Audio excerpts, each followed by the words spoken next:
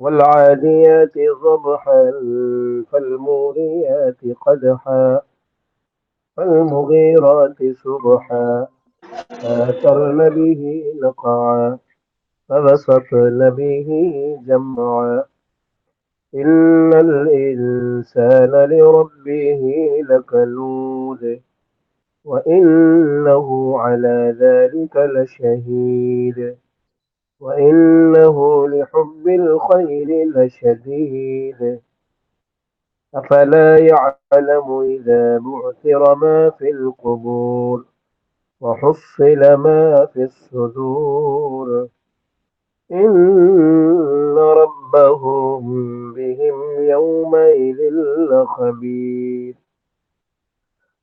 یہ سورہ عادیات مکی سورہ ہے. اس میں 11 آیتیں ہیں اور شروع کے 5 جملے قسمیہ ہیں.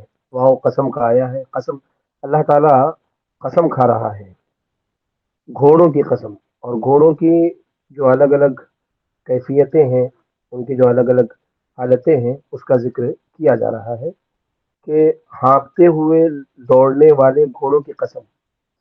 آدھا کے معنی آتے ہیں بہت تیزی کے ساتھ دوڑنا.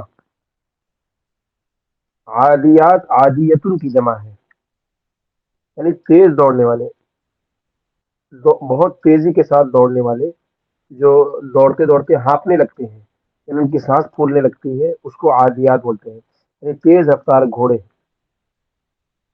تو والعادیات ضبحا, یعنی تیز رفتار دوڑنے والے گھوڑوں کی قسم. ہانپتے ہوئے, ذبحا یعنی جو دوڑنے کی وجہ سے ہانپ رہے ہیں. آپ سوچ لیجیے, تصور کر لیجیے کہ امیجنیشن یہ کہ کوئی گھوڑا ہے بہت تیزی سے دوڑ رہا ہے, تو اس کی جو دوڑتے ہوئے اس کی جو کیفیت ہوتی ہے, ہانپتا ہوا, ہانپنا بولتے ہیں تو سانس پھولتی رہتی ہے بہت تیزی کے ساتھ, اس کو بولتے ہیں. تو بہت تیزی کے ساتھ دوڑنے والے اور ہانپنے والے گھوڑوں کی قسم. فالموریات قدحا, اتنی تیزی سے دوڑ رہے ہیں کہ ان کے قدم, ان کے جو یہ ہے کیا بولتے ہیں, کھر, پیروں میں جو کھر لگا ہے, نال لگی ہے, وہ جب چٹانوں سے ٹکراتی ہے تو اس میں سے آگ نکلتی ہے اتنی تیزی سے. فالموریات قدحا, یعنی ٹاپے مار کر آگ جھاڑنے والے گھوڑوں کی قسم. ایسے تیزی سے دوڑ رہے ہیں گھوڑے کہ ان کے پیر جہاں چٹان پہ ٹکراتے ہیں, ان کے پیر, وہاں سے آگ کی چنگاریاں نکلتی ہیں. اتنی توانائی, اتنی تیزی کے ساتھ وہ دوڑ رہے ہیں. فالموریات قدحا, ٹاپ مار کر آگ نکالنے والے گھوڑوں کی قسم. آگ نکالنے والے گھوڑے یعنی جب تیز چلتے ہیں تو گھٹنے یا ایڑیوں کا ٹکرانا یا ٹاپ مارنا. ٹاپ مارنا بولے تو ایسا, جب گھوڑا جب پیر اپنا زور سے زمین پہ رکھتا ہے, اس کو ٹاپے مارنا بولتے ہیں. چکماک سے آگ نکالنا, ابھی جیسے ہم لوگ کیا کرتے ہیں, دو پتھروں کو جب ٹکراتے ہیں تو آگ نکلتی ہے, اسی طرح کی کیفیت ہے. اسی طرح کی کیفیت ہے. یہ بتایا جا رہا ہے کہ وہ گھوڑے جو ہے پوری تیز رفتاری کے ساتھ دوڑ رہے ہیں, اور یہ کوئی معمولی چیز نہیں ہے, کیونکہ اللہ تعالیٰ معمولی چیزوں کی قسم نہیں کھاتا ہے. اللہ تعالیٰ معمولی چیزوں کی قسم نہیں کھاتا ہے. فالمغیرات صبح, صبح کے وقت حملہ کرنے والے گھوڑوں کی قسم. یعنی وہ, آپ یہ سوچئے کہ گھوڑے جا رہے ہیں, جنگ کا میدان ہے, سامنے گھوڑے ہیں, سویرے سویرے حملہ کر رہے ہیں. تو یہ بتایا جا رہا ہے کہ فالمغیرات صبح, اغارہ کے معنی حملہ کرنا, مغیرات وہ گھوڑے جو صبح سویرے حملہ کرتے, صبح سویرے حملہ کرنے والے گھوڑے. عرب میں عام طور پر صبح کے وقت ہی حملہ کیا جاتا تھا. فوجی گھوڑوں پر سوار ہوتے تھے, لیکن اس کی نسبت گھوڑوں کی طرف کی گئی کہ فوجیوں کے یہ بہت زیادہ کام آتے ہیں گھوڑے, اس لیے فوج حملہ کر رہی ہے بولنے کے بجائے گھوڑے حملہ کر رہے ہیں, اس طرح سے جو ہے بولا گیا ہے. اور اس میں ایک چیز یہ بھی ہے کہ گھوڑے بہت وفادار ہوتے ہیں. وفادار کا مطلب یہ ہے کہ جیسے ہی ان کے مالک کا حکم ہوتا ہے اس کی فرما برداری کرتے ہیں. انسان وفادار نہیں ہے, یہ بتایا جا رہا ہے. یعنی گھوڑوں کی وفاداری کی قسم کھائی جا رہی ہے. اثر نہ بھی نقا, غبار اڑاتے ہوئے دوڑنے والے گھوڑوں کی قسم. غبار, یعنی اثارا کے معنی اڑانا, اثارہ کے معنی کیا آتے ہیں؟ اڑانا. نقعن بولتے ہیں غبار کو، ڈسٹ. جب گھوڑے تیزی سے دوڑتے ہیں تو ڈسٹ جو ہے پھیلتا ہے. تو غبار اڑا رہے ہیں، اتنی تیز رفتاری کے ساتھ وہ دوڑ رہے ہیں کہ غبار اڑ رہی ہے. وسط بھی جمع، اور اسی کے ساتھ فوجوں کے درمیان گھس جانے والے گھوڑوں کی قسم. یعنی لوگ، ایک بڑی جنگ ہو رہی ہے، بہت لوگ ہیں، اپوزیشن بہت بڑی جماعت ہے. یہ گھوڑے جا کے ڈائریکٹ گھس جاتے ہیں، اپنی جان کی پرواہ بھی نہیں کرتے کہ میں مر جاؤں گا، مجھے زخم لگ جائے گا. اتنے وفادار ہوتے ہیں. یعنی اللہ تعالیٰ گھوڑوں کی تیز رفتاری، ان کا ٹاپ مار کر آگ نکالنا، یا ان کا گرد و غبار اڑانا، یا صبح میں حملہ کرنا، یہ سب نہیں بتانا چاہتا ہے. اللہ تعالیٰ یہ بتانا چاہتا ہے کہ وہ اپنے مالک کے اتنے وفادار ہوتے ہیں کہ نہ صبح کا ٹائم دیکھتے ہیں، نہ شام کا ٹائم دیکھتے ہیں، نہ اپنی جان کی پرواہ کرتے ہیں. اگر جان کی پرواہ کرتے تو لشکروں کے بیچوں بیچ گھس نہ جاتے. کیونکہ جو اس کے اوپر بیٹھا ہوتا ہے، جو فوجی بیٹھا ہوتا ہے، وہ یہی چاہتا ہے نا کہ حملہ کرے، تو گھوڑوں کو لے کر گھس جاتا ہے. تو اللہ تعالیٰ گھوڑوں کی قسم جو کھا رہا ہے، یعنی ایسے گھوڑے ہیں کہ دشمنوں کے لشکر میں آرام سے گھس جا رہے ہیں، جنگ کر رہے ہیں، اپنی جان کی پرواہ بھی نہیں کر رہے ہیں. تو اللہ تعالیٰ جو ہے یہ بتانا چاہتا ہے، یعنی 5 آیتیں جو ہیں قسمیہ ہیں. یہ 5 آیتوں میں اللہ تعالیٰ جو قسم کھا رہا ہے، صرف یہ بتانا چاہتا ہے کہ جانوروں کے مقابلے میں انسان ناشکرا ہے. ان الانسان لربہ لکنود. کتنی بڑی بات اللہ تعالیٰ بتا رہا ہے. دیکھیے، اگر لوگ دنیا میں پتہ نہیں کیا کیا بولتے ہیں، اپنے تھیری بولتے ہیں، اپنا جو ہے ان کا یہ رہتا ہے تھیری وغیرہ، لیکن وہ صحیح ہوتی ہے یعنی وہ معلوم نہیں ہم کو.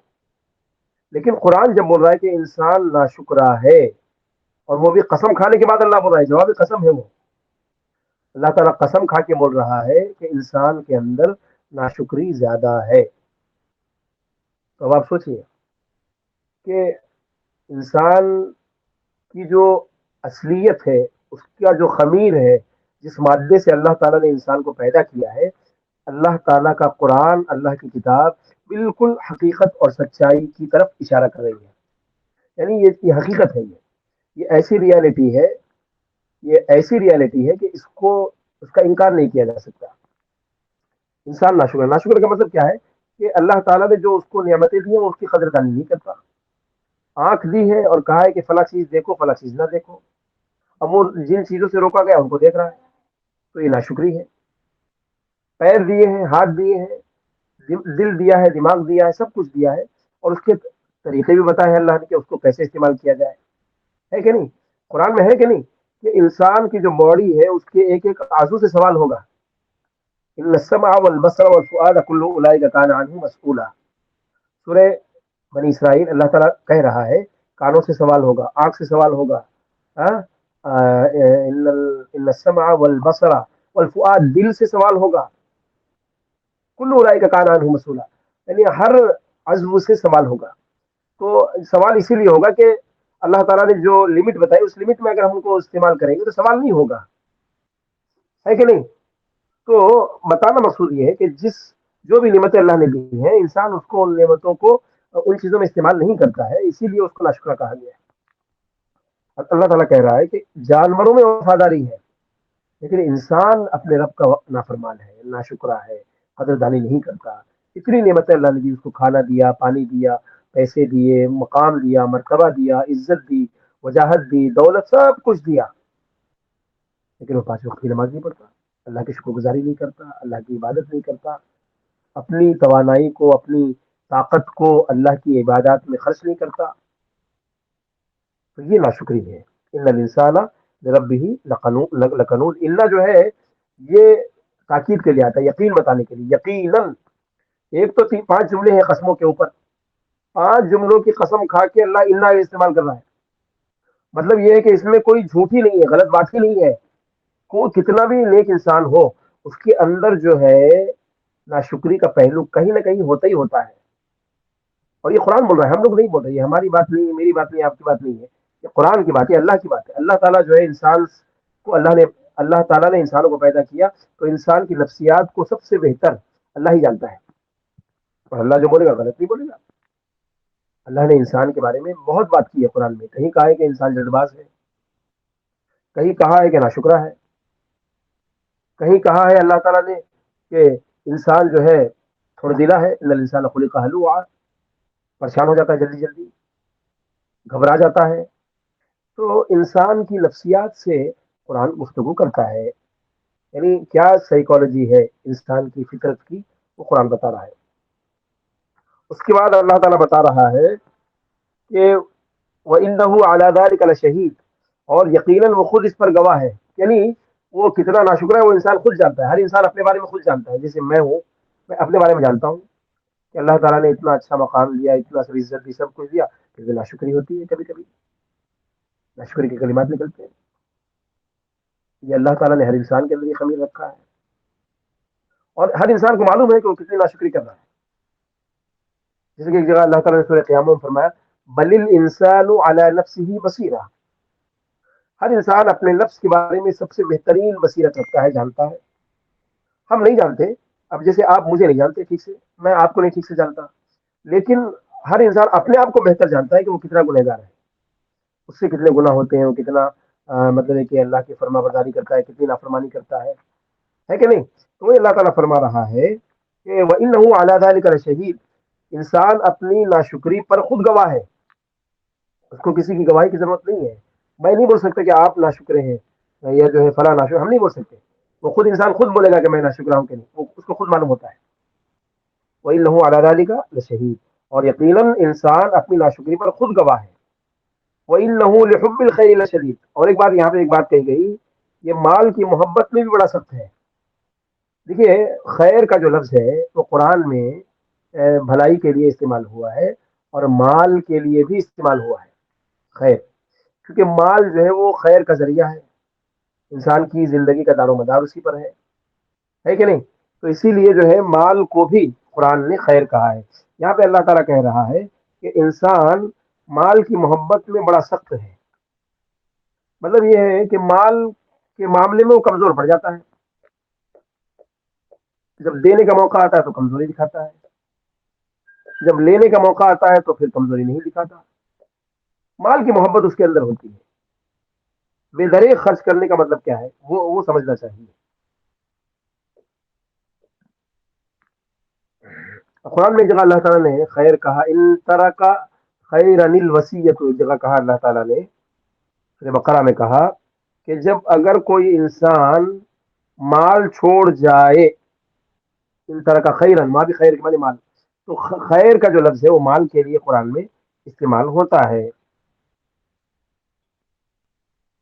اور یہاں مال کی شدت کو بتایا گیا ہے کہ شدید محبت کرتا ہے مال سے، ہر انسان مال سے بہت شدید محبت کرتا ہے، اور اتنی محبت کرتا ہے کہ انسان حریص اور لالچی بن جاتا ہے اور بخیل بن جاتا ہے۔ جو مال کی محبت انسان کو حرص والا بنا دے، لالچی بنا دے، بخیل بنا دے، تو اس کا مطلب یہ ہے کہ وہ اس آیت کا مصداق ہے، اس آیت، یہ آیت اس پر فٹ ہو رہی ہے۔ کون سی آیت؟ کہ ان الانسان لربہ لکنود، یقیناً انسان اپنے رب کا ناشکرا ہے۔ وَإِنَّهُ لِحُبِّ الْخَيْرِ لَشَدِيدٌ، اور یقیناً وہ اپنے مال کی محبت میں بہت سخت ہے۔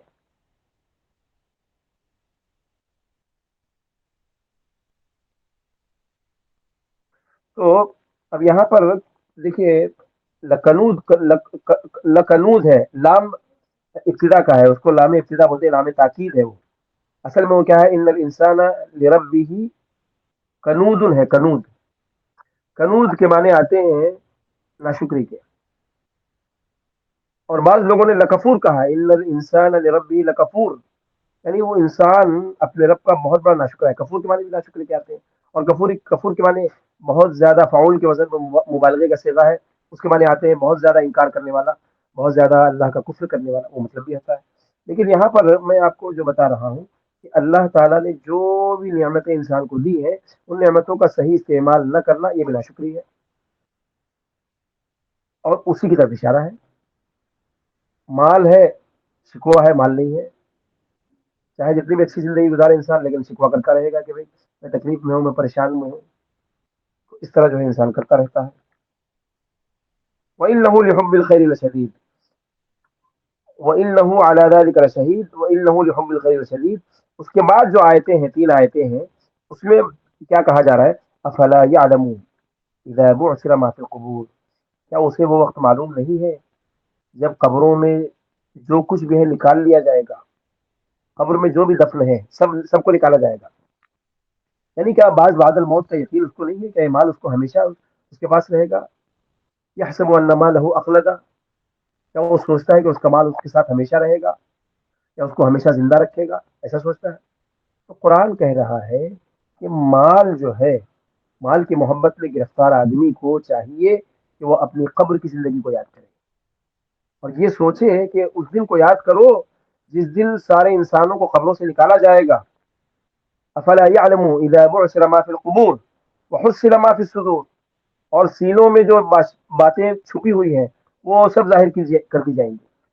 آج ہم سینے میں کیا لیے بیٹھے ہیں، ہمارے سینے میں کیا ہے، ہمارا کیا سوچ رہے ہیں، کیا خیالات ہیں، کیا احساسات ہیں، سب اللہ تعالیٰ وہاں ظاہر کریں گا. ہم کس سے دشمنی کرتے تھے، کس سے نفرت کرتے تھے، کس سے اختلاف رکھتے تھے، اس کے بارے میں ہم یہ سوچتے تھے، سب اللہ تعالیٰ ظاہر کر دے گا.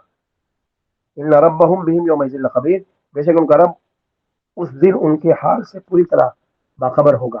یعنی اس دن جو ہے قیامت کے دن ہر انسان کی جو کیفیت ہوگی، اس کے دل کی جو کیفیت ہوگی، سب سے اللہ تعالیٰ ہر انسان سے اچھی طرح واقف ہوگا، باخبر ہوگا. اللہ کو معلوم ہوگا کہ فلاں انسان کیا عمل لے کر آیا ہے اور اس کا جو ہے کیا انجام ہونا ہے، یہ اللہ کو اچھی طرح سے معلوم ہوگا.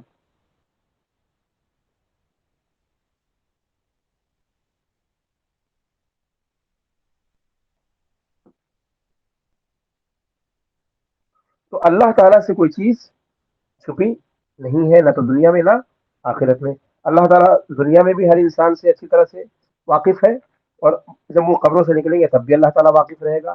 اب ایک خبر سے جو ہے کتنے کتنے مردے، 70 مردے اگر نکلیں گے تو ایک عام انسان تو کاؤنٹ نہیں کر سکتا نا، لیکن اللہ تعالیٰ کو معلوم ہوگا کہ بھائی یہ خبر سے یہ اٹھتے ہیں، ان کی دل کی حالت یہ ہے، ان کا انجام یہ ہوگا، ان کے یہ گناہ ہے، ان کی یہ اچھائی، سب اللہ جانتا ہے، سب اللہ کو معلوم ہے.